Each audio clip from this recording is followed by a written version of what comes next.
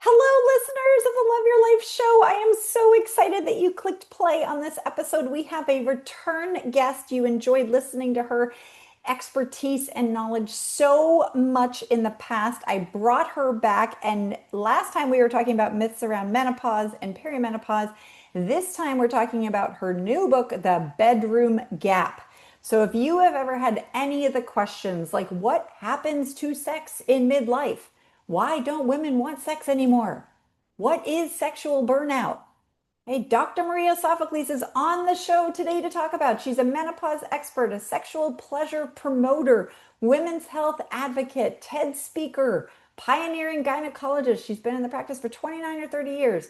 Supercharged public speaker. She has such a warm, inviting way of talking about all these things that we just don't talk about. So she has answers and ideas, lots of them, plus practical solutions to help us and our partners. So listen in. I'm so excited. And then give her some love I'll put the links below in the show notes for sure. Get her book. I cannot wait. If you're listening to this, whenever you're listening to this, the book is out now. I recorded it before the book is out, so I've pre-ordered it, but you can get it. So let's go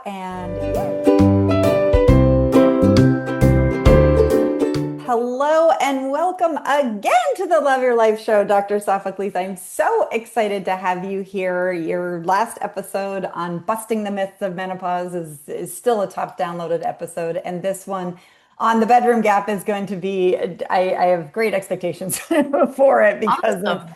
I know the subject we're talking about. So thank you for coming. Oh, it's so great to be with you. I wish I Yeah, was really with you, I but so great know. together in a video sense. Over here in Okay. Australia. That would be nice. Yeah. I know. And so, can you share? We are here mostly to talk about your new book and what you term the bedroom gap, and what inspired you to write the bedroom gap, and why are you thinking? Because I agree. Why are you thinking we all need to talk about this? Yeah, the bedroom gap is a concept, a term that I came up with because I kept hearing about the orgasm gap. Oh, there's a difference in rates of orgasm between men and women. And I went, yeah, okay, there is.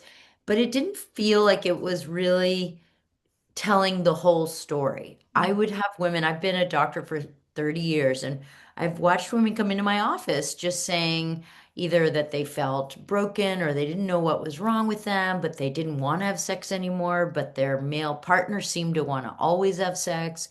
And by the way, this happens in same-sex couples too. Sometimes there's one who's sort of sexually deficient or not deficient, but wanting less, and Mhm. someone who's wanting more. But the bedroom gap really refers to the difference in expectations and abilities between couples. Again, could be same sex, could be male, female. Um, and the book looks at the causes for that, the sources of those stereotypes. Why do women come into a bedroom feeling like men have needs and I have to have sex because Mm, he wants to? Why is the kind of dictionary definition of sex penis in vagina until male ejaculates, then fall asleep? Why does porn portray that myth over and over in all kinds of different and sometimes toxic and dangerous ways? And why have women for literally 4,000 years not felt that sexual pleasure was their realm? mm, That sexual pleasure was a man thing, and if they could get it, wow, that's cool. We got icing on our cake. mhm, Um, and I think these were the questions that I was struggling with when my patients would come in with these stories. And I kept feeling like, why are these women, whether they're Black, brown, white, Muslim, Christian, Jewish, wealthy, impoverished, educated, uneducated, it crossed all barriers. Why are they all sharing some of these ideas? mhm, And so I started researching and I started talking to sexual researchers, sexual health researchers, to um, feminist philosophers, to my mentors in gynecology, trying to get different lenses to look through this. And the book is really kind of an amalgam of that. It's a blend of how come this exists? Where did we come from? Where we are now? What's sex life today? And how to reclaim sexual pleasure for yourself or how to Mm, create a script that gives you the ability to have a fulfilling sex life. And by the way, that's whether you're 20, 40, 60, or 80. It mm, is not just a menopause book. I started writing it as another menopause book. mm, And all my colleagues started writing menopause books, and I thought, oh God, this is just going to be another menopause book. So I tried to look a little more deeply and more broadly at the why, not just the what. But we do cover the what. What mhm, is your anatomy? How to have an orgasm, how to have a conversation about sex with mm. your partner. A lot of basic things are in there too. So Okay, so we need to get the book, and if people are listening to this live time, it is out now. So get it, get your yay. hands on it. Obviously, like get that book. And can we dive a little? Because for sure, like I want to talk about the menopause and the changes that happen. But what you just said really sparked some interest in me, and just some of this doesn't change. That why are we as women, I don't know where you want to start, but I'm thinking like two different things. Like, why do we sort of inherently believe that men's pleasure is more important than women's pleasure? That, okay, men have needs and we need to go meet those needs, and we need to add it to our list of, okay, do the laundry to meet the husband's needs, this sort of Yeah. thing. And then also that, because that adds, as we age, that gets more where it's like we have the kids and we have the laundry, and that leads more to that sexual burnout. But then also on the other side, like, why are we not valuing our sexual pleasure from the get-go? Why is it all about men? And oh my God, don't wear the camisole because then he's going to be aroused. There's nothing about like the man wearing the tank top because we'll be aroused. Like, I don't I know where you think want that to start, but I'm like, literally, well, I think that's literally thousands of years of roles. Remember, there have been lots of societies over time that have valued women as mere property. mm, So if we were property, one of the mm, reasons we were property was for the sexual enjoyment of the men who bought us or mm, married us or enslaved us or whatever. And mm, so it's not, it's that's actually been the case far more than mm, there have been liberated women looking for their own sexual pleasure. This doesn't mean that there weren't women in the Renaissance or in, um, you know, Catherine the Great's time or whatever who mm. were lucky enough to say, "Hey, sex is for me too."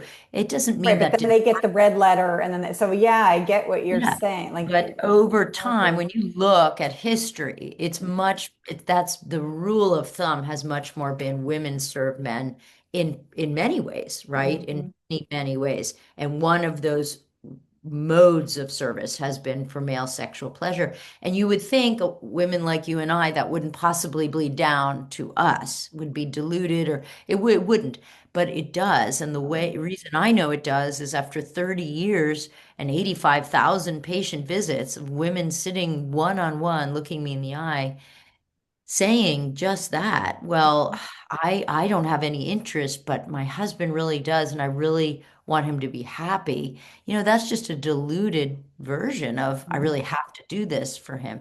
And these are women with PhDs or CEOs. I mean, these are not, these are women who have education, and yet they still feel this obligation, this need.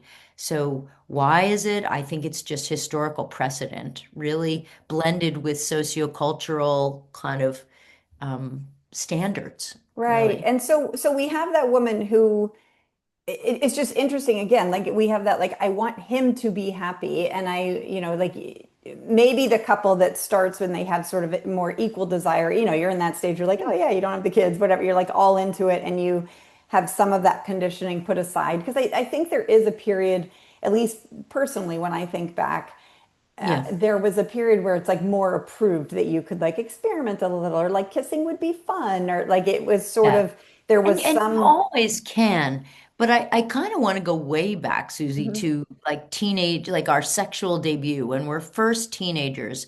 And remember, there's this dumb thing that we're supposed to be born knowing how to have sex, Right. do Yes. sexual things.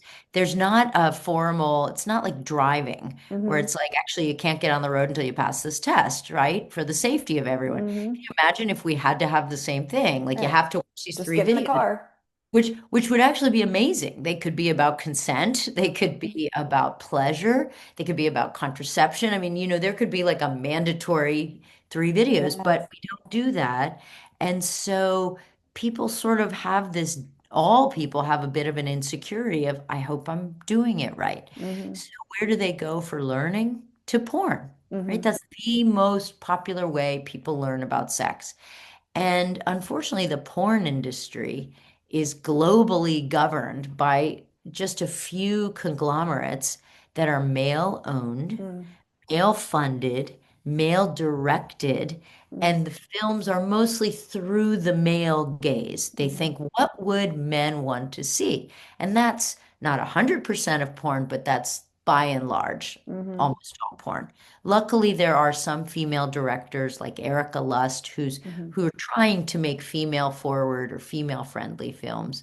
But for the most part, what men see is porn aimed at them, and so that's what they think women want, including increasingly physical um, acts, Physicality, including right? Yeah. physicality, choking, things like that. And that's frustrated. And I've had women come in saying, I don't know how to say this, but I don't like that. And Hmm. I'm internet dating and that keeps coming up. And what do I do? And of course I tell them, you don't do anything you don't want to Right. do.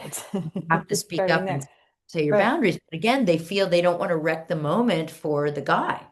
And if it's all shrouded in secrecy and no one's talking about it, we know that they're like, well, I don't like this, but maybe everyone else is doing it, depending on our age and influence for sure. Yeah. And even, Dr. Sophocles thinking back, like back to when we were in our teens, like we didn't have that influence. Thank goodness, I'm thinking for me, that Yeah. porn was not available, but it still was very male gaze driven. Well, and I guess also the non-education here is really interesting. This Yeah. idea, like it's not Or spoken about. miseducation. Yeah, and so I was a mom of sons, and I often, one of the books that I gave all of them when they turn 18, and I'm going to get the title wrong, but I think it's called She Comes First by Ian Kerner, Cream which or Kerner. because yeah, because it is this idea that like not only should women just know, but men should just know too. Like there's so much there. It's like if you're a man, you know how to like please your woman, in those. And how the heck do they don't have the same word, they can't like practice in the bedroom like and figure it Yeah, they out. have to read or talk to older men, but I think the older Oh, that's men not didn't even happening. have those books. Yeah, and So that's not young men right. today have nothing pretty much but porn. And so they And so, go to porn and look at it. But then also for the woman is in that culture too, where it's almost that assumption that like he should know. So I know for me, when I went, like I had, just my own experience with my first marriage and not speaking up for myself, and then had almost like okay, Susie, like let's bring your Renaissance. sexuality back into your life. Like it's part of you. But learning to speak up and say like, oh, a little more there or not that or yes to this felt really uncomfortable. And I Right. was realizing, because I'm a mindset coach, that like so much of my mind was like, oh, the man should just know. Like that it felt like And I that's was not fair to men it's if you it's think not. That's what about I'm it. saying. As a It's mom of not fair sons, to I'm men. like, that is just Yeah. not fair. Like, how the heck with the man and to go into it more with like innocence, like I don't know, like the growth mindset. Um, Right. and that could be one thing. I think the other thing with the bedroom gap that I want to touch on that you said, when we get in this mindset of like mixed desires and you have a busy life, you got a lot going on, we're juggling our growing kids, we're caring for aging parents, we're in perimenopause, menopause, or whatever, and then he has needs and we're feeling this pressure and it's like, like you said something like, I want him to be happy. I really like sort of flipping the frame. So it is like, this is intimacy, like sexual intimacy.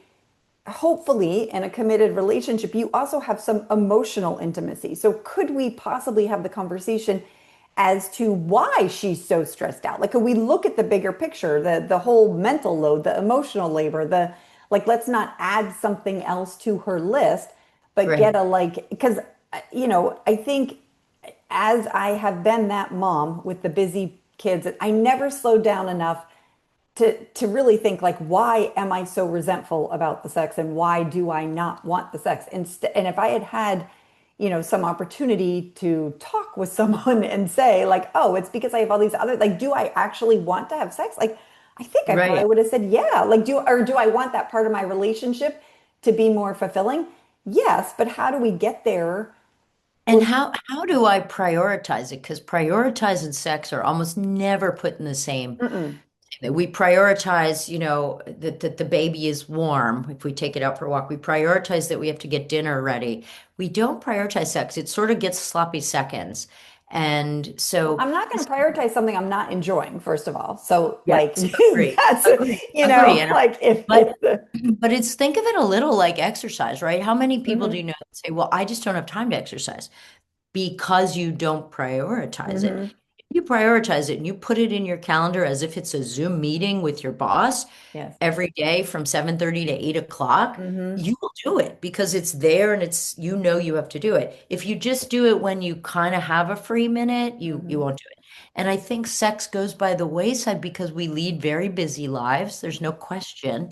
We lead lives based on productivity rather than pleasure. Yes. So Yeah. our modern day society prioritizes, Zoom calls, to-do lists, getting a raise, getting an A, getting a promotion, all these things that take work, and none of them really take joy hmm or rest or Yeah. mindfulness or sex. And I think if you realize that sex is play and Mm-hmm. sex is fun and sex releases oxytocin, Mm-hmm. dopamine, endorphins, all these things. We have all these biohackers trying to aim for longevity, and they're missing one of the easiest things that Mm-hmm. has no side effects, Yes. no supplement needed. You literally, sex is linked to longevity. It is Mm-hmm. linked to a lower blood pressure, lower rates of depression, lower anxiety, less loneliness in older age. So all these really good things that are linked to health and wellness. Mm-hmm. Gosh, we forget about that, And I Yeah. think because we think of it as just another chore on our to-do list, Mm-hmm. it's like, oh my God, let me get that over with once a week. And Mm-hmm. if we could flip that script.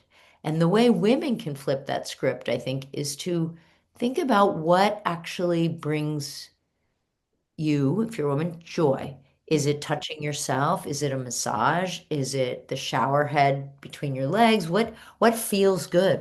Mm-hmm. Not even what brings you to orgasm, you can think that, but even just what feels good. And women who say, "Oh God, masturbate, I don't masturbate, I don't have time," and that just grosses me out. My mother told me never do that. My Mm-hmm. school teacher told me never touch myself. Women have had so many I know. completely awful messages from church, from Shame school, and from sexual. shame. Yes. Mm-hmm. Yes, right. My friend went to Catholic school in Ireland, and this is not to point out anything about Catholics, Mm-hmm. just one example. And they told her that masturbation was a sin equal to murder.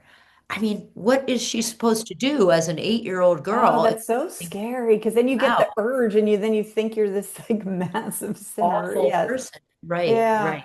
Yeah. So, I mean, we have a lot of shame to overcome, but I tell women who have never touched themselves, masturbated, anything, I say start G-rated.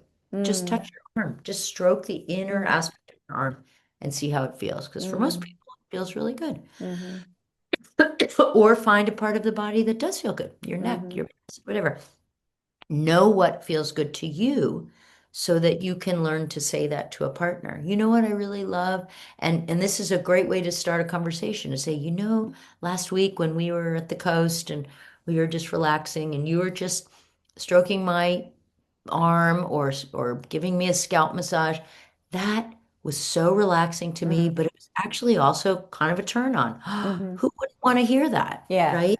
And now your partner knows. Well, and I had heard somewhere, like someone, for the listener here who's like into self-development and all that, I had heard the guidance which helped me is to like think of a time when you had sex that was, or a sexual encounter, sexual intimacy Yeah. that was enjoyable to you and what was going on. And one of the things you just mentioned was the coast. And often when I'm instructing my clients, it can be something like that. It's like, well, we're on vacation, or like, so what's that telling us? Like, what can we learn about that experience or the environment you're around that you don't feel like a little kid is going to come into your room or a big kid is going to, that you Yeah. feel like your to-do things are done, you feel more. And then also like what actually felt good. Oh, it was when he rubbed my arm, or it was after we had spent all day like really having some deep conversations or holding hands or but getting more into that investigative mindset. And I think Yeah. I mean, what, women need context, yes, they need context. yeah, like our brain needs, I always say it's like the most important sexual organ.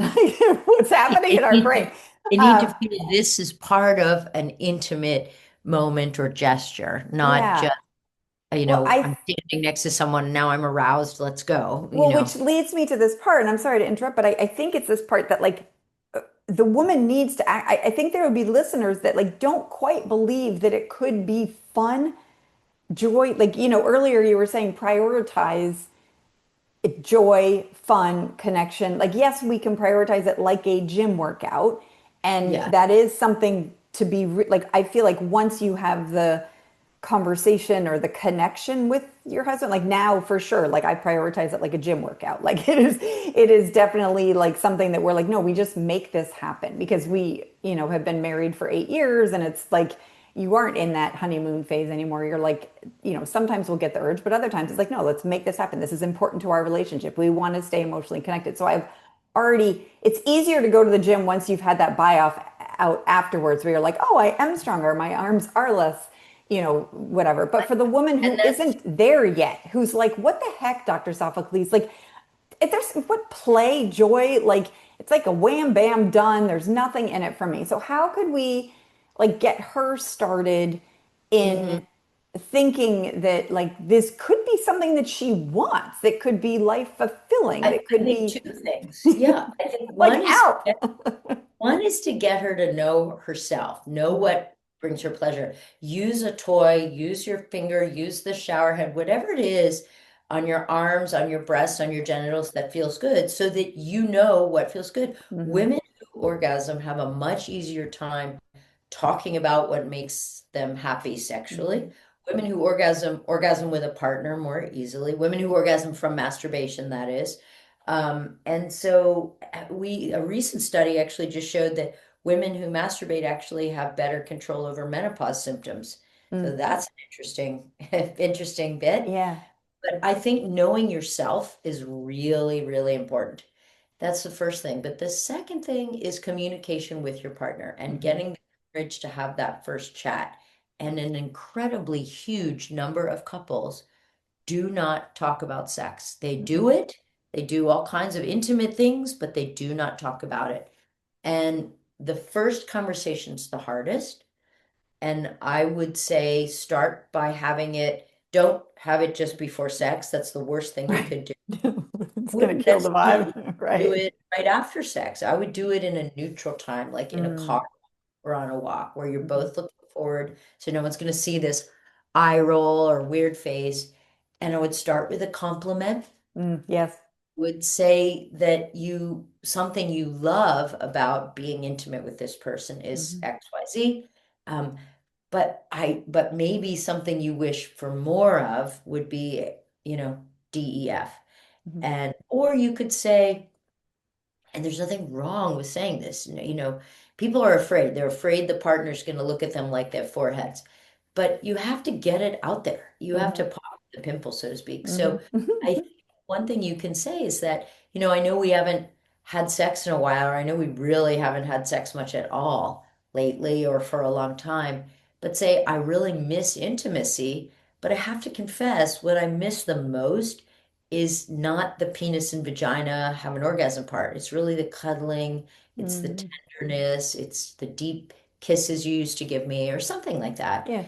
And if you can even practice that in front of a mirror and say Practice that, saying it, not the deep yes, kisses. and I knew what you're saying. Yeah. and then practice saying it, and then pause, let it sink in. Mhm. Chew, Bless excuse you. me, and just see how it lands. I mean, some people will get defensive and say, well, you never want to. You always Mhm, turn the TV on. And I think it's okay to own some of it and say, you know what? You're right.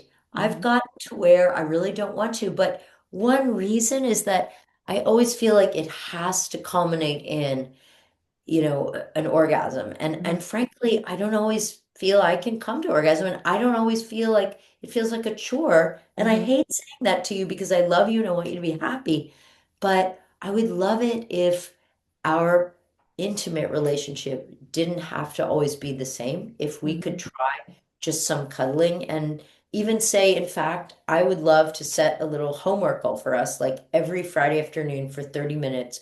We're just going to cuddle with Mm, clothes on or not, no phones in the room, lock the door, nobody can bug us. It's just 30 minutes. mhm, And just sort of cuddle and remember how good it feels to be skin to skin, even if that's just hand to hand or knee to mhm, knee. And say, I know that sounds so silly because we have three kids already, and mhm, but say, I kind of need to go back to that to remember how much I enjoy that. And would you do that with me this Friday? Like, let's just do it. And mm. and you might have to take the reins Yeah, I because, think, to be yeah. honest, men never got to learn that. They really Mhm. did. No, and Uh, I think so. First, to the listener who's listening and who's like, "Oh my gosh, I am not that close with my husband, or I don't even want to say I really love you," and like it doesn't feel. That's get some coaching. Like that's a sign of the relationship. Like we want sexual intimacy in safe relationships, and I come from a yeah. background of unsafe relationships. So that to And be said, like for sure. And then if you are in a relationship, it's safe and you do want to be with this man. It's just gotten stagnant and old, like that old house plant in the corner that you've forgotten to water. Cheerios What every I'm day. hearing you say, Dr. Sophocles, and correct me if I'm wrong, is first like know yourself, like know sort of what you like. Do you feel more interested in sex at night if maybe he's like rubbing your back in the morning, or he's, when you're at the sink doing We the dishes, watched or a movie together he's with doing the sexual dishes, content. or like, and that's, so know yourself, and then to get those things out of your mouth, to say them to him, to say, yeah, and Yeah. I like what you're saying about the conversation starting with not in the bedroom. I remember listening to a sex therapist and she said TTT, tone, timing, toning, and turf. Like to pay Yeah. attention to those when you have the conversation. So it's like timing, not right before sex, not right after, your tone. So are you like, you never, and then the turf. I like your idea of sort of walking side by side. So you're not looking like direct. That feels very uncomfortable at times. But to bring up and Feels say, I like an really, attack, and no one wants to feel attacked sexually. no, The same holds true for same-sex couples. I yeah. have loads of same-sex couples where one is just really into the sexual part of the Hmm. relationship, wants to try all kinds of toys and wants to have sex as often as possible, and the other is, perhaps for very valid reasons, caring for an aging parent or a sick child, or work is totally stressful. They're just not Or was meeting that. raised with that mom who told her she's, gonna Don't touch like, yourself, right? right. So Or you've was got, assault, or was assaulted. yeah, yes, yeah. And you don't always know someone's whole story, especially Hmm. in the beginning of a relationship. And so I think if you're on the receiving end of this kind of conversation, you need to be mindful that there could be more to it. There could even be menopausal issues Hmm. like vaginal atrophy, or what we now call GSM, genitourinary syndrome of menopause, which is just what happens to the vagina when we lose estrogen. Hmm. That, okay, I see that mostly in women mid 50s and older, but some women are menopausal at 43. So by Hmm. 47, 48, they're having severe pain with sex. Hmm. And so don't for a second think that someone is too young to be having sexual pain or sexual discomfort, bleeding, tearing, dryness. I mean, and believe me, when you have those symptoms, the last thing you want to do is have sex. So this is again where communication is the key. Hmm. To say, is everything comfortable? And for the person who's uncomfortable to say, I really want to use some lube. I think it'll make Oh it my more God, lube comfortable. everything. Yeah. Not you Right. failed or I failed, Yeah. just this is what I need right now. And I'm gonna go see my clinician to see if I can figure out why. Hmm. Um, Yeah, I really appreciate everything you're saying, and just this, this idea that to know ourselves and then to be brave to speak it up. And what you were saying about the gym, I think that really might resonate with my listeners, in that if we can think of it as like wherever, whatever age they are now that they're listening to it, if their sex life is not where they want it to be, it's like they have a path in front of them, and one path leads to more disconnection, less sex, less intimacy, sort of this like, and that absolutely can be the case, that we can get this where like you can be 80 and never, don't, then you're just sort of sleeping in separate bedrooms, you're like that. Or we can take the other path, which the listeners of my show, I call them warriors because we do the hard I things. saw that. I It's love like that. that's the warrior path where you open your mouth, you have the uncomfortable conversation, get the toy, you do the thing that's uncomfortable You because that fight for your own pleasure, it which is is, wonderful. yeah. And like a gym, it's like, yes, we could take the other path where we're like, oh, it's too hard, forget it, whatever. And then we're, 65 and frail and our bones Mhm. are all brittle. Or we're like, yeah, no, like this morning I got up and went to the gym. Did I enjoy it? No, but I didn't even ask my brain for an opinion. I'm like, just get in the car and go. It's like we do Right. it. And And then after getting you do it, you are proud of I yourself. am And proud of myself and I am like, okay, and now I'm taking care. It just all overall feels better. And that's the same feeling I get now that I have taken. I was on the other path with my first husband, and now I'm on this, more the warrior path with my second yeah, husband. And I always feel better. I always yeah, feel better after the uncomfortable conversation. I feel better. It feels uncomfortable. I know one of the things that and I'm just sharing this in case any listener has this too, that my husband and I both know that I like simmering during the day. The female desire talk about like the male desire is more like a microwave and it's yeah, on, and the female desire is more like the slow cooker. And so I'll say to my husband, like, I need to be simmered today, or like, I need a little more simmering. And so he just knows that during the day, like he's gonna like rub my back when, or like tap my shoulder, or he's gonna he always empties the dishwasher, which I'm so lucky, but like, that sort of stuff where it's yeah, like, oh, okay. And that awareness of sort of the team building that like, oh, yeah. this does help. This And actually, understanding that we have different turn-ons at different speeds and different. yes, There's yes, something called receptive desire and spontaneous desire, which Susie, you probably know, but I think it'd be cool for listeners to yeah. understand the difference because spontaneous desire is more common in men. And Hmm. it's the desire you get when you're watching TV and you see some really, attractive woman or amazing woman doing something. Or you're standing in line at the supermarket and the person in front of you is just super fit and Hmm. super attractive or funny or whatever it is. And you're like, oh my Mm, God. yeah. Immediately you start thinking, I could be physical with that woman. I'm really attracted to that woman. Receptive desire is more common in females, in people born XX. And receptive desire comes often after we're aroused. You're Hmm. getting a back rub, you're doing the dishes and someone comes up behind you and rubs your back, or you're lying in bed reading and someone gives you a foot massage or starts kissing your neck. You start feeling aroused and then the desire develops as a result of the arousal. And the cool take-home message for women out there going, I have no desire, is that you don't actually have to have desire to have good sex. You can be aroused and the desire can come after Hmm. that.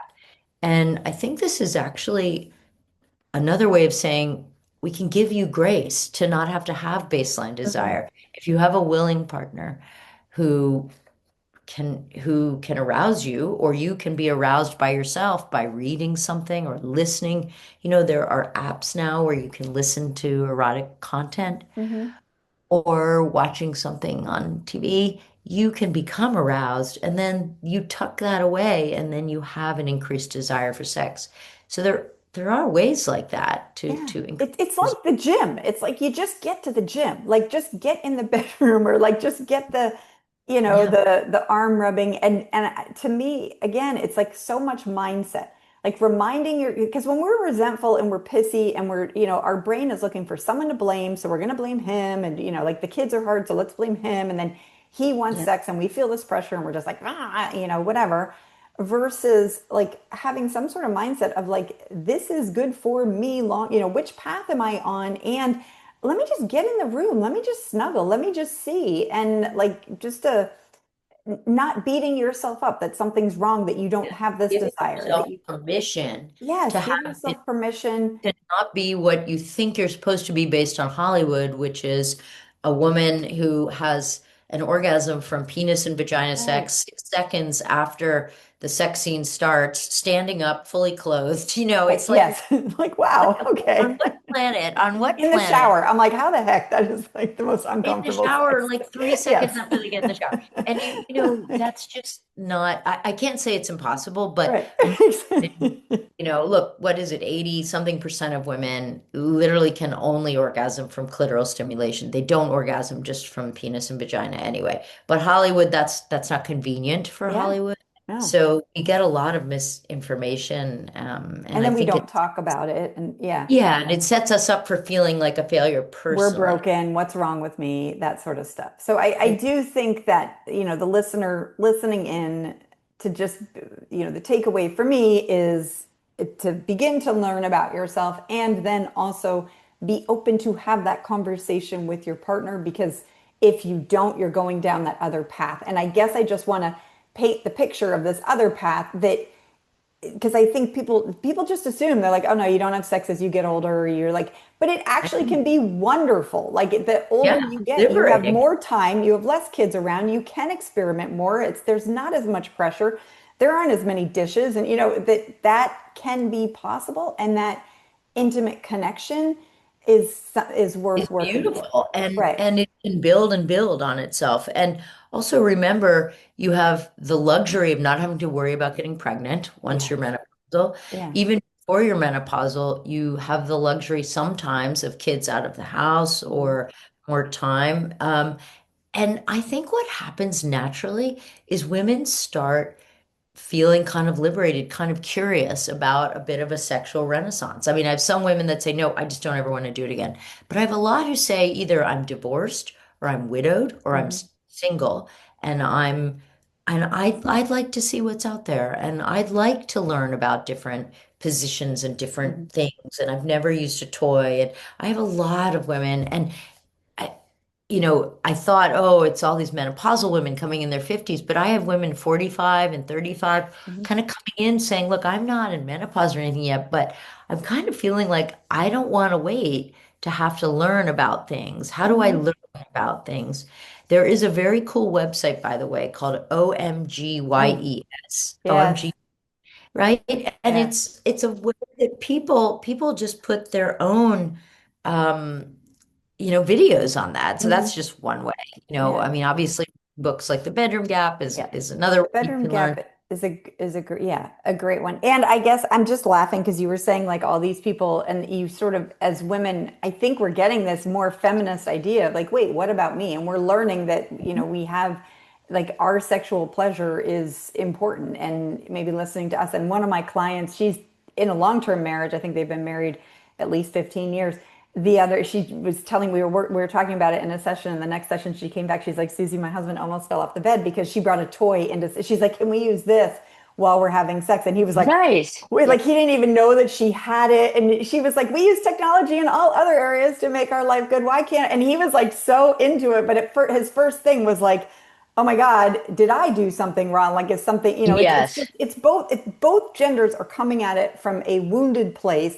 And I think, Yeah. for us to be like, which path do we want to walk down? More that light, oh my gosh, this could be better and I different think path. humor is often a good Humor thing is to just great. to say, Yeah, don't laugh, but guess what? I yeah, actually use this and I love it. Or I yeah, thought this toy would be a fun thing to switch it up a little for us. yeah, So if it's okay with you, I'd love to try it. yeah. And I think the idea of novelty is Oh, novelty is wonderful. big for women. Yes. Novelty releases dopamine, Mm-hmm. right?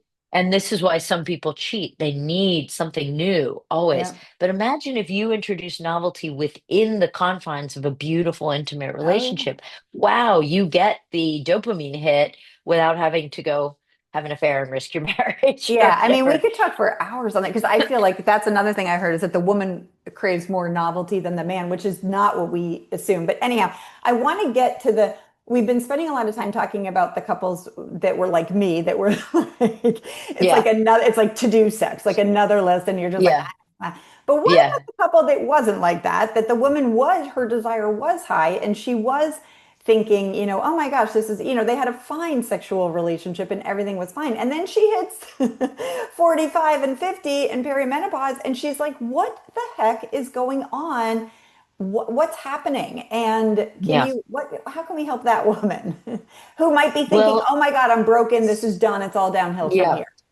yeah. And sometimes there is a hormonal basis. Okay. Hmm. So sometimes putting that woman on uh, menopausal hormone therapy, MHT, which is estrogen and progesterone if she has a uterus, plus or minus testosterone. And in Australia, you actually can get testosterone I'm more on easily it. than you I can love get it it. in Yeah. America.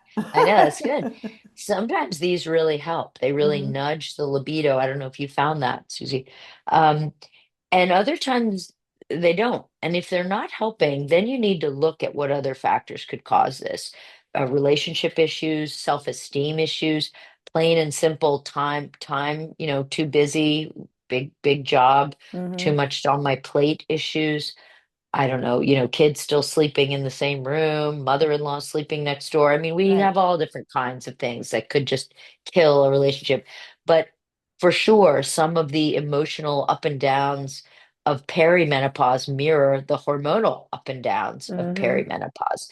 And the emotional downs can mirror a hormonal lack. Hmm. So there's nothing wrong with seeking a clinical opinion and trying that. It's certainly safe, Yeah, for and sure. with Please. very few exception, Right. it's Well, and you totally mentioned totally safe. that estrogen, progesterone, and testosterone, but also vaginal estrogen. I know, just Yes, for like sure. Well, sunblock, that's for like, a different use, right? Like hmm sunblock, we said, yeah, like forever. Like forever. once you are dry down there, Hmm. vaginal estrogen will make new blood vessels and new collagen, and you can use it forever. Hmm. There is no one that's contraindicated, even cancer patients. Which is So so neat. that's Yeah. pretty amazing, Yeah. Do you So yeah, suggest people vaginal wait till estrogen. they're dry?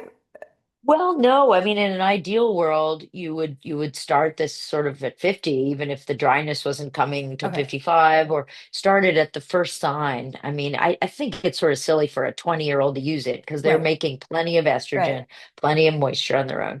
But many women, even in their 40s, start noticing Yeah, things 40, drop off. 45. I So don't remember when I started using it, but I will tell listeners that in addition to just feeling, I wasn't feeling dry, but some great doctor in Australia was like, "Well, no, try this is like just start this. Like this is just what you do." hmm And what I hmm did notice, and I didn't realize they were related, but like bladder incontinence. Like it improvement. helped me with Yes, that. I was like, okay, it this is does. awesome because it's attached to the bladder. Anyhow, so this is great. Do you just while we're on this hormonal and all the reasons why libido might be going down for the woman, do you have any expertise in talking about like medication and libido, like antidepressants or GLP-1s? I know nothing about it, but I had heard that some of these might be Yeah. affecting Yeah, libido so in the women. most common medication that negatively affects libido is actually antidepressant. Those are still so widely prescribed, and there are many women and men that are listening to this program right now on an antidepressant. They're even used as menopause medications as well. They're used for anxiety. They're used when we try to deal with OCD. I mean, they're used for Oh a yeah. lot of different reasons. And some versions of them will negatively impact libido. If you feel this could be you, ask your clinician or the psychiatrist, the psychologist, whoever's working with you, whoever has prescribed that, and say, hey, is there something you could change that has less effect on libido? Because the answer is yes. There are certain flavors of them that have fewer libido effects. Awesome. Okay, so that's certainly one thing. Or drop the dose down of yours and see if Hmm. that helps, if you can. Um, GLP-1s, I don't find that to be across the board a libido killer. And maybe that's because so many people on GLP-1s lose weight and feel happier Yeah, in it's their new like they body. counter. So they're Yeah, actually like, I'm feeling great. I want to have sex now. I'm not ashamed to go out of the door. I look better in a right. bathing suit, whatever. So I know that's been discussed, but I have to tell you, I have tons and tons of patients on GLP-1s, and I don't have a Awesome. huge proportion of them. Yeah, so I'm Great. I'm hopeful that's why that is. Awesome. There are medications to combat low libido. Um, Viagra is not one. Viagra is not a libido enhancer. It actually works to, right, fix Yeah. erectile dysfunction. For women, there are two FDA approved medications in the US for libido. One is called ADDY, ADDYI, and it is an oral pill taken every day. The other is an on-demand injection. So Mm. it's used more like Viagra. You give yourself a little Oh, injection that's a lot like a GLP-1 injection about an hour before you have sex. And oh it wow. releases a whole bunch of dopamine, and you really want to have sex after Yeah. that. Okay. But not everything is covered by insurance. Not everything is without side effects. So it's worth looking into them. It's not that they're not all they're cracked up to be. They're not without side effects, things Right. like that. Okay. So Awesome. You've yeah, given us so much information today. Thank you so much. For the woman who, like, she's already put the book Bedroom Gap in her small independent business owner's, ear or her Amazon cart or whatever. Um, wonderful. I know she's Yeah. got it because we know we want to get that. But what about, like, is there anything that you think we could say in her ear? She's just feeling exhausted, disconnected from her body, resigned. Like, what could we say to encourage her, or one small step that we could sort of support her in Honestly, closing her bedroom gap? one small step for women is sleep, is get the sleep Yes. you need. Keep your sleep regular.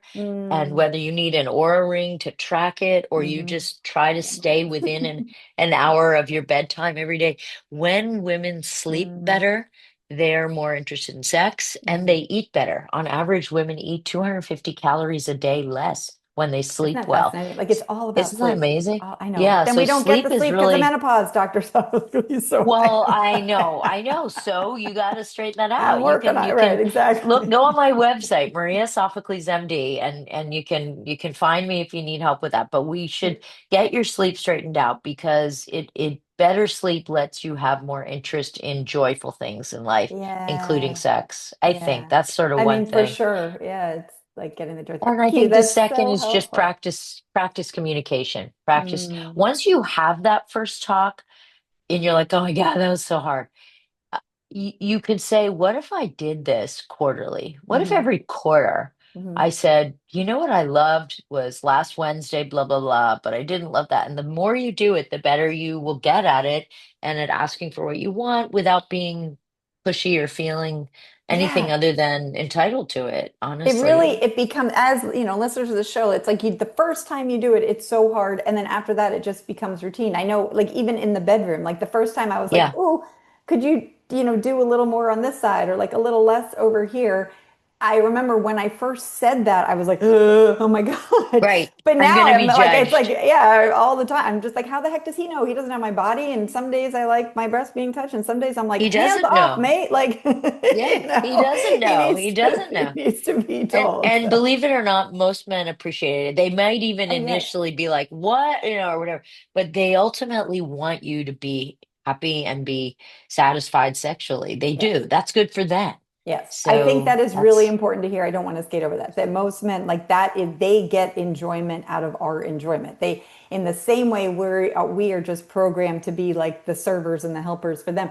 They're programmed to be the providers, and that's right. also in the bedroom. So it's that, like, it's a fallacy to think that, like, they're not interested. They might take just penis vagina, like, wham bam thing, because that's what they're getting. That's what But they that, know. That's yes, what they, but when you can flip the script. You can close your own bedroom gap with some yeah. communication, a little humor, and some sleep, I think. Yeah. Oh, And there's thank you lots so more. much. Yes. That's like a Get the book. millionth of what's in here. So Yes. yeah, it's on Amazon. So you can go on. You guys Yay. can do Amazon. Yay. Yeah. So, Thank you all so right, much for Susie, thank coming. you for Thank you. This having is me. wonderful. I'm excited. Yay. All right. I will put all the links to your website and the book just underneath in the show notes, listeners. Just scroll down and click purchase. Okay.